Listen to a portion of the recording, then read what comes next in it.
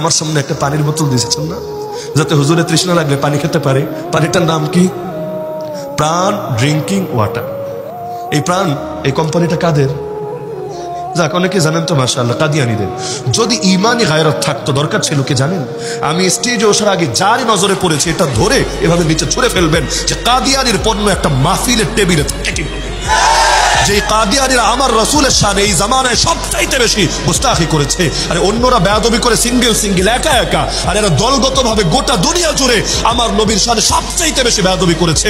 আমার নবীর খাতমে নবুয়তের চাদর ধরে তারা হাজরা করেছে। আর আমার নবীর ভাষায় এদেরকে দাজ্জাল বলে। রাসূল বলেন কিয়ামতের আগে 30টা দাজ্জাল আসবে যারা নিজেকে নবী বলবে, অথচ আমি সর্বশেষ নবী, আমার পর আর কোনো নবী আসবে না। তো কাদিয়ানীদেরকে ভালোবাসতে হবে না ঘৃণা করতে হবে?